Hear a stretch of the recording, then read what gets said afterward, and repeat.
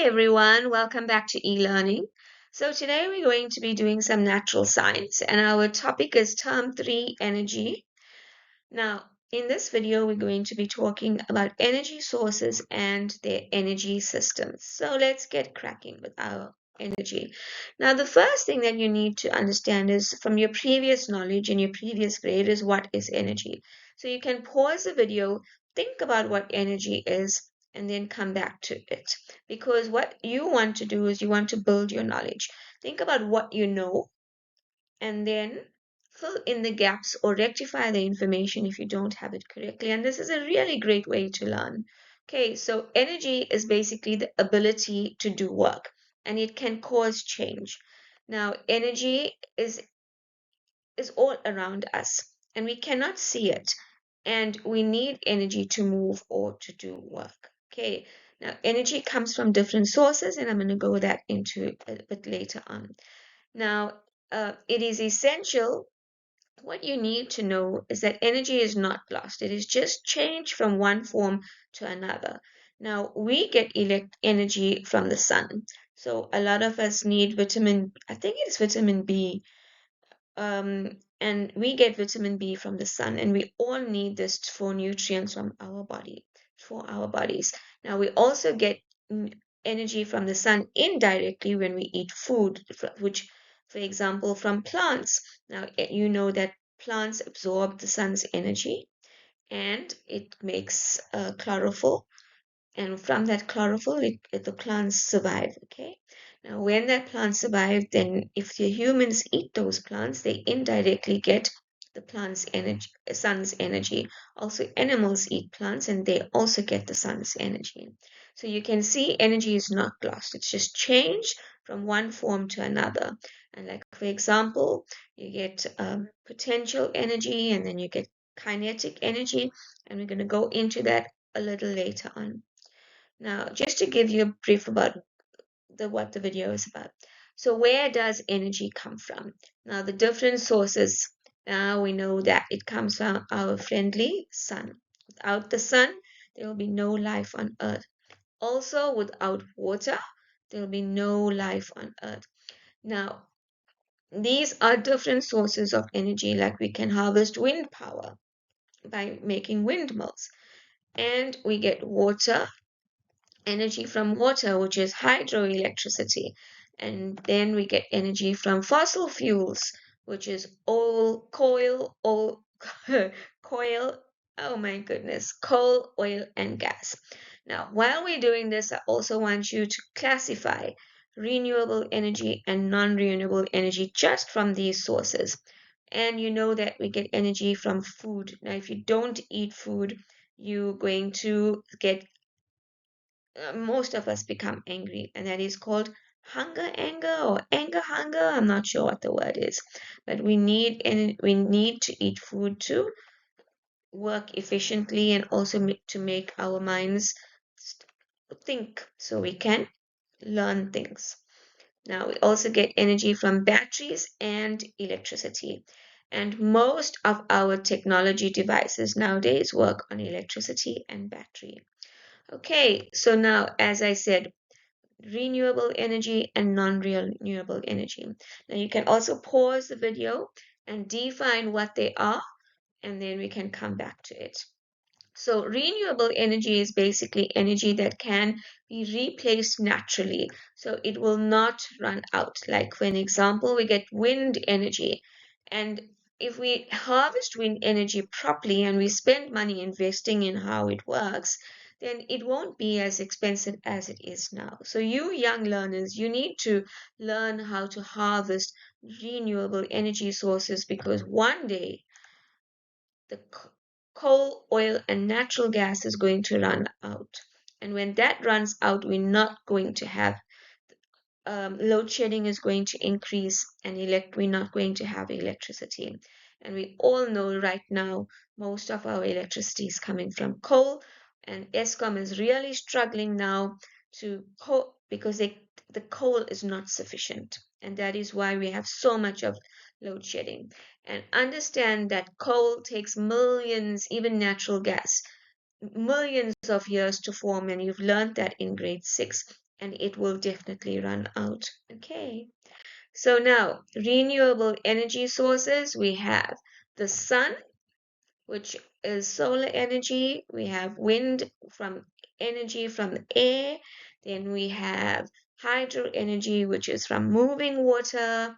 And then we have also, did you know that we can actually get tidal and wave power energy? And that is from the sea movements. And then we get biomass from plants and waste, and that we can get energy from waste materials and also from plants. And then lastly, our earth in which we lived in, at the bottom we have the core, and the core gives off heat, so we get geothermal energy. So these are the renewable energy sources.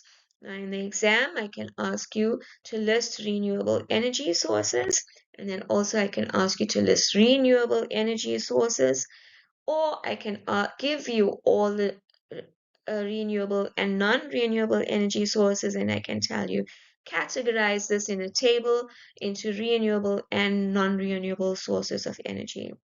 So the non-renewable sources is oil, coal, natural gas, and nuclear energy. And in the next slide, I'm going to explain what nuclear energy is, right? So it basically comes from tiny particles of atoms. And these atoms are basically building blocks that's all around us. And inside of these atoms is called a nucleus. And this is where the nuclear energy is stored. And then you're going to ask, ma'am, if it's coming from atoms and a nucleus, why is it so dangerous? So we're going to find out about that. Now, let's find out how it works before we actually go into why it's a little bit dangerous. Okay, so there's two main types of energy from the atoms. You get nuclear fission, which is used in power stations, and this is used to make electricity. Okay, then what happens is that the large atom like uranium is split up into smaller atoms, and it releases a lot of energy, okay, as it is split up. And how do we use it? So basically, the heat boils the water. Then the water produces steam. And this steam turns large turbines. And these turbines turn generators, which makes electricity, and it is stored, and the electricity is stored in the generator. So basically, it is an input, which is a uranium, there's a process, and then the output. So also in the exam, I can ask you, explain in a table form the input process and output, how nuclear energy is made. And then you can give me something like this. You can say the input, uranium is fuel, and this is where the nuclear energy is in the atoms. The process, the atoms are split in nuclear fission, then it is heated, then steam is produced, and then this turns turbines, and then this produces electricity, which is stored in a generator. And then we can say now the problem. It produces this waste, okay, and this waste is heat. So now, why is it unsafe? Now, even though it can make a lot of electricity, it produces radioactive waste. And if this waste is not stored safely, then it can cause nuclear explosion. And nuclear explosion won't just wipe out your suburb, it can wipe out a whole city. Okay. Now, if something goes wrong, if this nuclear energy is not harvested correctly, it's going to be very dangerous. That's why there needs to be strict safety controls when we're doing nuclear energy. Now, fun fact for you to know is that nuclear energy is not like coal. It does not produce smoke, and it does not cause greenhouse gases like how coal and oil does. So it's perfectly safe to use in our environment. But the dangerous part is that we need to have strict control when we harvest it. Okay. So now we will say this is a really cool video for you to watch. You can jot down the video, or you can copy and save it, but I'm not going to do it in this lesson here because it's going to take a lot of time. But it's a really nice way to, it explains everything I just said in a nice way. Okay, so in the South African context, we say coal is our main source of energy and it is limited. Now, in South Africa, as young students, you need to learn how to develop wind and solar power, especially in the area you live in. Think about if you live in an area that's very windy, then go harvest wind energy, or you can harvest solar energy, or water energy, or whichever is good and whichever interests you as well. Because if you're not interested in something, you're not going to do it. So if you resource things, and the internet is so vast, all you have to press is Google or AI. How do you do this? How do you do that? And it gives you information. Now, another test question is the environment impact of energy and and how it applies to South Africa. Now, the environment impact fossil fuels. They, like coal and oil, they produce carbon dioxide when burnt. And too much of carbon dioxide causes greenhouse gases because it traps heat into the Earth's atmosphere and the Earth gets really hot. And this causes climate change and global warming. And you can see that our weather is changing, and it's because of too much of carbon dioxide in our atmosphere. And it also causes air pollution and it is very harmful to your health. Okay. Now, that's a really good question, and it can be a 4-mark question in your exam. And then we have renewable energy. And I can also ask you to do a comparison as to explain why non-renewable energies is not good for the environment, whereas renewable energy is good for the environment. So renewable energy produces little pollution, it is cleaner and safer for people, and it helps protect the planet for future generations.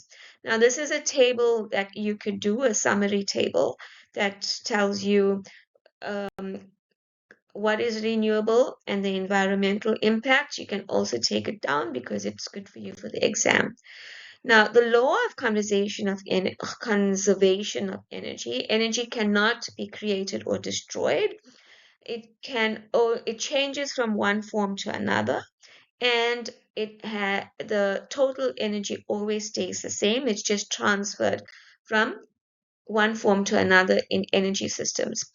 Now, I'm going to explain in this video what energy systems is, but I'm not going to pause there. And in another video, I'm going to explain energy systems to you because we're already on 13 minutes.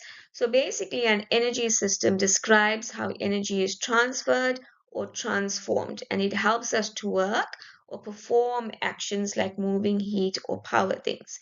And you explain it in an input, process, and output. Input is what goes in, process is what happens, and output is what comes out.